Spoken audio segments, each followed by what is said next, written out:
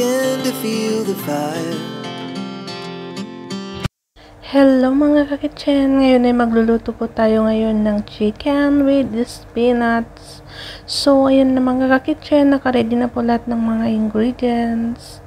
Ayan, para madali na lang po magluto ang ating gagawin. So, mag-start na po tayo. So, nagpainit lang po ako ng mantika mga kakitchen. Ayan. Tapos, isinunod ko na rin po yung mga dried or whole spices. Ayan. Igisa po natin yan mga kakitchen pa hanggang sa lumabas po yung aroma. Sinali ko na rin po yun yung bawang at saka ano po, yung luya. Ayan. Syempre nilagyan ko rin po ng isang sili.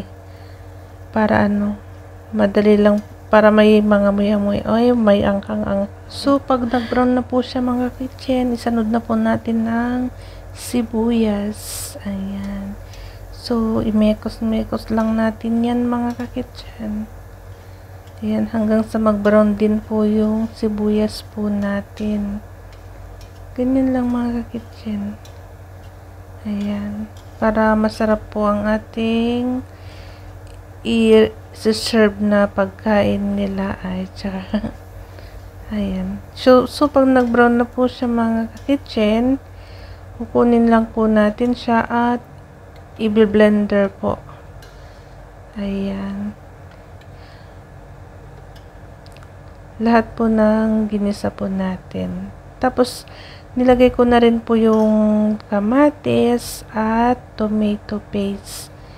Minsan lang po natin yan i-blender mga kakitchen. I-blender natin yan mga kakitchen hanggang sa maging paste po siya. Ayan. Ganyan lang mga kitchen, madali lang. O, diba? Ang bilis. So, pagkatapos yan mga kakitchen, yung pinag-gisahan natin kanina, maglagay lang din po tayo ng butter at saka konting mantika.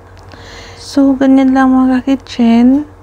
Painitin lang po natin ulit yung mantika at saka tunawin po natin yung butter. Tapos ilalagay na po natin yung bay leaves at saka yung curry leaves mga kakitchen. Ayan. At syempre kasama na rin po yung darsin stick.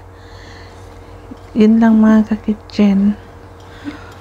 Pagkatapos nyan, pag medyo nag-brown na po siya or lumabas na po yung aroma niya, pwede na po natin idagdag yung mga kakitchen, yung luya at saka bawang. Ayan. Krenas ko lang po yan mga kakitchen. Yan. Tapos imekos-mekos lang natin siya ulit mga kakitchen. Tapos ilagay na po natin yung mga powder spices. Ayan. Pagkatapos po niyan mga kakitchen, ilagay na po natin ang ating manok. Yan. Gisa lang po natin yan mga kakitchen para maluto po siya ng konti at maging pantay po yung kulay niya. Ayan. Imekos-mekos lang natin ulit mga kakitchen. Ganyan lang po yung pagluto ng chicken or manok na may spinach or sabana. Siyempre, naglagay din po tayo ng pampalasa na black pepper at saka asin. Yan mga kakitchen, o diba? Pag medyo nag-dry na po yung manok mga kakitchen, pwede na po tayong pwede na po tayong natin dagdag yung blend po natin kanina. Ayan.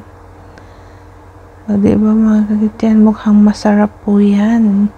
Syempre masarap talaga. Ay, sinasagot lang din yung tanong. Gustong gusto kasi yan ng aking madam. Pati rin yung alaga kong bata. Gustong gusto rin yan mga kakitchen. Kaya subukan nyo na rin po yung lutuin. Pa mga kakitchen.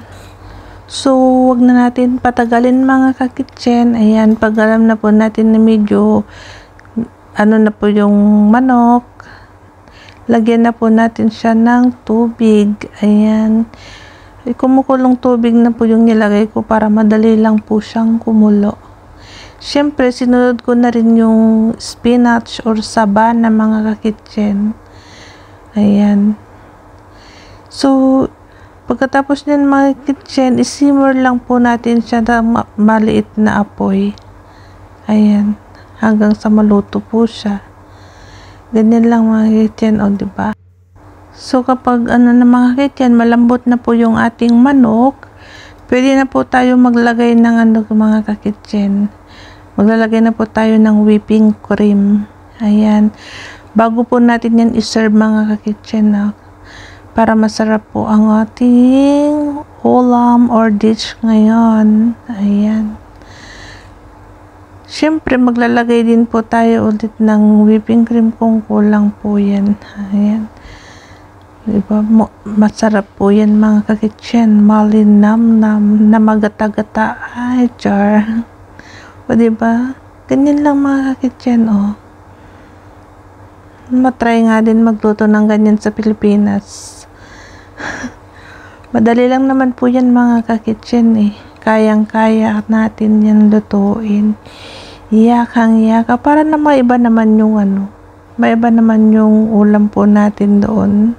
Ayan, pwede na yun mga kakitchen. Mga linuto ko lang yan ng mga 5 minutes. Ayan. So, ayan mga kakitchen, pwede na po natin siyang ipadala. Ipapadala po yan mga kakitchen sa bahay daw ng kaibigan ng aking madam. At syempre, nagtira din po kami para dito sa bahay. Ayan. O, diba mga kakitchen? Yummy, yummy. Sana naman po nagustuhan na naman po ninyo yung binahagi ko pong recipe ngayon. Yan, ready to serve na po yan. So, thank you for watching po and God bless all.